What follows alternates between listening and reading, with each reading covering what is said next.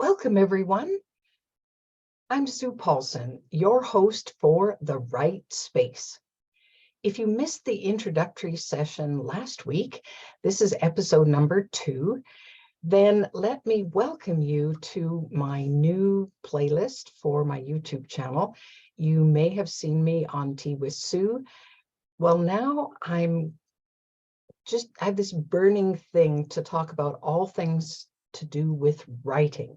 So if you're an aspiring author, if you just write texts and emails, if you write for yourself, whatever is your connection with words, then you're in the right space. Because one of the things we're going to do in this space is talk about all things to do with all kinds of writing. So I'm hoping to be able to interview a script writer or a screenplay writer for movies to talk to stand-up comedy and talk about writing material for the comedic arts, to interview authors who have books on fantasy, fiction, whatever genre they've picked. And of course, the nonfiction people, especially the people who write for impact, especially when they want to make a difference in the world. Why is this important? Well, I think we're at a very complex time in Earth's history where we have so many challenges facing us and seemingly not a lot of solutions. So, well, how do we get there? Well, we get there by thinking about it, by talking with others about it, and of course, by writing about it. So that's what I'm keen to do. So let's just dive in and talk about writing for impact. The first thing that most people would tell you when you're getting ready to write something is, who is your audience? So who's going to be reading what you write? Your audience can be everything from, well, I'm just writing for myself, to me, for me, is one audience, or it could be to family and friends, it could be to your clients, it could be to a fan base, if you have a fan base, it could be to the general public, or it could be to those in authority, your legislative people, the people that we vote on and have running things. There's just a myriad of audiences that we can play to. And of course, depending on who your audience is, that will reflect the kind of writing that you do in relation to them. Now,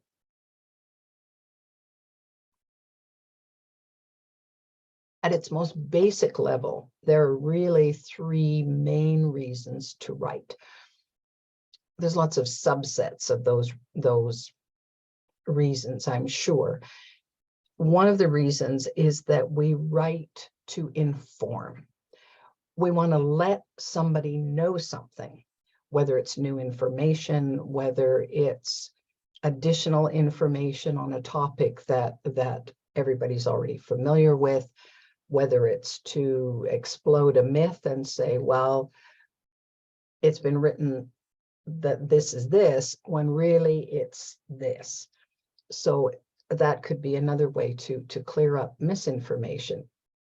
So informing people about something, it could be as simple as an event. An invitation is an information piece. So you might send an RSVP formal invitation to a wedding, for example. Well, that's writing to inform. And of course, depending on who the invitation is about, there might be a little bit of persuasion to entice you to come to the wedding. So mostly, if we're writing to inform, then that can take on a wide variety of flavors, I guess you could say. Just a simple, let's meet on Tuesday at 3 p.m. at such and such a cafe. That's an information piece, short though it is. So it could be in a quick text. It could be email, it could be whatever. So whatever your written means that you're adopting. So that's the first thing, to inform. The second main reason that we write is we write to persuade. Now, if you have ever taken the time to read one of those long sales letters that comes in an email that paints this incredible picture about this product or service and why you're really going to miss out if you don't purchase it, then you've probably felt the power of persuasive writing. No question. Of course, an awful lot of persuasive writing ends up being persuasive speaking. So if you've ever heard a compelling speech, Martin Luther King's I have a dream speech would be just a clear example of an opportunity to persuade masses of people to his way of thinking. Well, of course, he had to write it down in order to deliver it. So, and if you've ever if you've ever read the actual text of that, I stumbled across it in a book one time, and I felt so grateful that I actually had a chance to read it from beginning to end, because I'd only heard sound bites or snippets about the speech. It was powerful. It was so moving and so persuasive. So we might write to persuade, whether it's to sell something or to sell an idea, to change someone's mind, to have some kind of influence. Then we would use a persuasive tone when we're writing and present our facts, present our case with some kind of language that would compel the reader to make a decision about yay or nay, whether, yeah, that fits for me, or no, I'm still not convinced. All right. So anybody who's writing persuasively is doing their best to convince somebody of something. Even if it's your kid who leaves you a note on the kitchen counter, Mom, can I have the car on Saturday night? I really have to be somewhere, and I'd love you forever if you would just do this for me, and I'll do the dishes for a week longer than is my turn. And I mean, kids learn how to persuade quickly, and this quickly scribbled note before you go to bed, and you look at it, oh, all right. So persuasion. The third key way that we write, or the focus of the writing, is to entertain. Well, there's lots of people making lots of money in the business of entertainment, whether it's the script that gets written and then voiced for the latest video game, whether it's the script for a movie, or the most entertaining piece of fiction that you've ever read. Writing to entertain people is a big thing, and a huge industry for sure.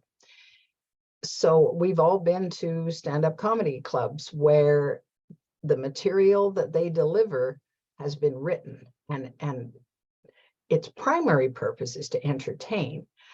Now, what's interesting to me is the three: inform, persuade, entertain. A piece of writing can be all three of those, depending on how it's crafted and depending on your intention when you're getting your message out.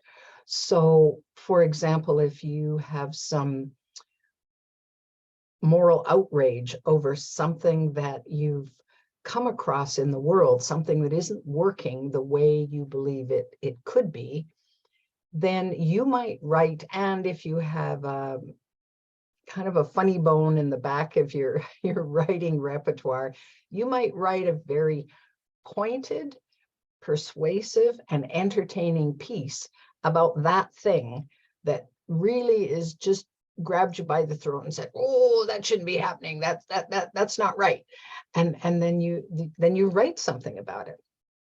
So often you'll find this in opinion pieces or editorials that happen in the daily newspaper, where the editor is wanting to inform and wanting to persuade about a particular thing that is maybe part of the news of the day, and maybe there's some injustice in it or whatever, and then they write about it, and depending on the intention again of the author of that piece, it might come across also as highly entertaining.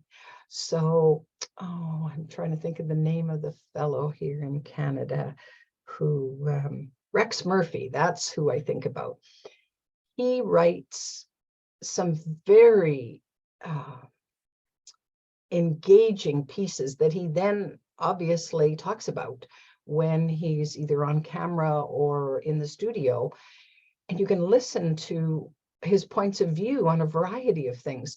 Well, there's lots of information in there because he's done his homework about what is impressing him or wanting him to speak out about this, and he's also pretty entertaining in the way he does it. Well, of course, there's an underlying thread of persuasion, like wake up, listen to what I'm saying here, and see if you agree with me or not.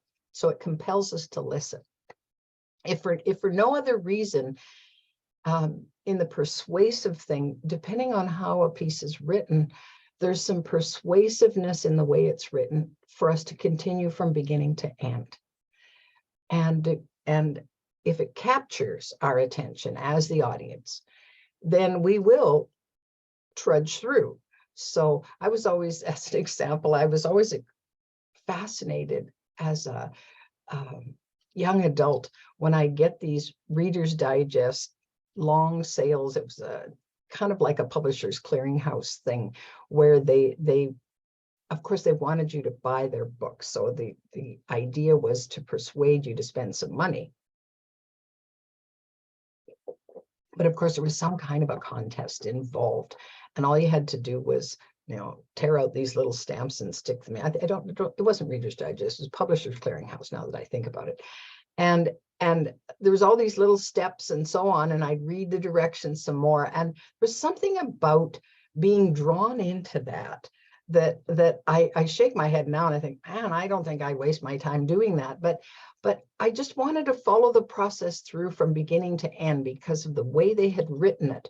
Well, then as I got more and more into my own writing and then teaching writing, then I was really intrigued about the formula for this long letter. Like, what is it in this piece that keeps me engaged and interested, and then spend my own money on a stamp after I've filled out all of their stuff and send it back in? Like, what is it that has me hooked?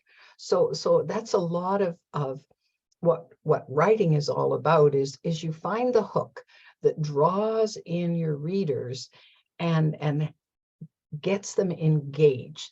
In fact, they're sad when the piece is done because they were so intrigued by what you wrote, or the characters that you developed, or the story that evolved, whatever that happened to be. They didn't want it to end. They were having a good time. So not only were they probably highly entertained, but it meant something to them. I guess that's largely what I would label writing for impact, is it's writing that means something to somebody.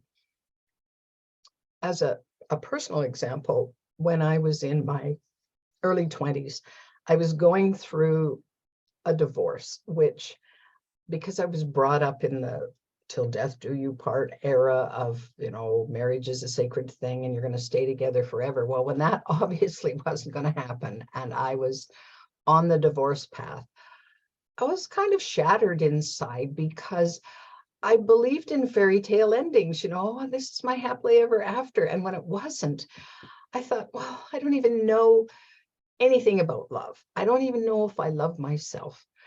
So I began, because I was in a time of fairly rapid personal growth, I turned to writing as not only my solace, my confessor, my opportunity to just get the wah, wah, wah of the words that were in my head down on paper because I was trying to make sense of it. I thought, I don't know what's going on. I'm young. I haven't lived long enough to know why things went wrong or what to do about it or what to do next and how to move forward. So for 6 months, I wrote this journal that I called Learning to Love Susan. There was lots of weeping tears on the page as I was writing. It was so interesting to me, though, that after about 4 pages of this anguish just being poured onto the paper, I'd feel a lot better. It was as if this burden just lifted right out of my head, and there it was. Well, when I read it over, then that little voice of sober second thought and reason kicked in and said, well, Sue, in the whole scheme of things, it's really not that bad, is it? Well, so it was fascinating to me how this process was. It had a huge impact on my life because I learned a tremendous amount about myself as I was going through that. Not something that I was ever encouraged to do by anyone else, because that wasn't how I learned life was supposed to be initially. So to come to this, that, whoa, Sue, you need to explore this further and to do that inward search meant a great deal to me. I still use it as a tool. And certainly because life isn't getting any less complex than it was when I was growing up, which I felt was a way more simplified life in the 50s, 60s, and 70s than it is now. I turned to writing to sort out something that's heavy on my heart and I'm struggling to make sense of. So I did this yesterday with the help of some dear friends and colleagues who kind of opened the doors for me to share verbally. And then because it was such an emotional thing for me, I thought, it's time to write about this. Can I clarify what's going on paper? It was such a big relief to get that out. So to me, writing is a vital part of our lives. Now, you may or may not agree with me on that, but look around you. Is there anything that we do in life that doesn't involve writing in some way? Just look at the fine print. Somebody's making a fortune writing the fine print of all of the contracts that you sign and every thing somebody wants you to do. Oh, well, there's a contract here that goes with that. There's fine print that says, well, we'll only do this much, and you have to do your part, and here's the legalities of, oh my goodness. So I don't know if you've ever read the fine print, but if you're having some sleepless nights, well, have a page or two beside your bedside and then just go through that. Well, it won't be long before your eyelids are going to go, oh, and you'll be fast asleep. So there's my recommendation if insomnia is a challenge for you. So writing, I never thought that I would love to write as much as I do. I guess initially because it didn't seem that it was as productive a thing as washing the dishes or cleaning the floor or going off to work and doing whatever work I did, that it would come as the level of importance that it is to me. But it's important for everyone. We're writing more now than we ever were, which is one of the reasons why I paired up with Chris Angel from Groundswell Group to create Turning Point Writing Academy, which I will mention from time to time, because if you're really intrigued about the whole writing arena and you would like to dialogue about that with like-minded people, be part of our Turning Point Writing Academy community, then I'm going to put the website address in the little info box at the bottom.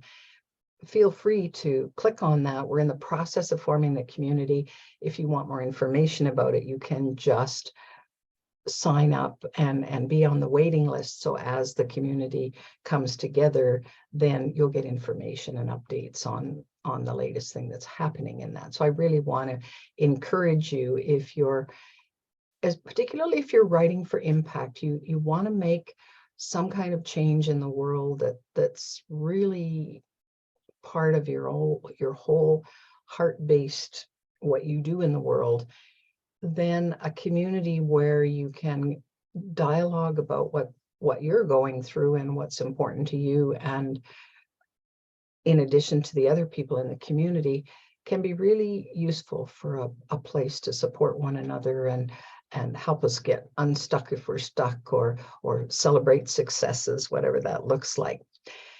So I'm going to leave you with that today. So think about the writing that you do. Are you mostly writing to inform? Are you trying to persuade? Or do you just simply want to entertain?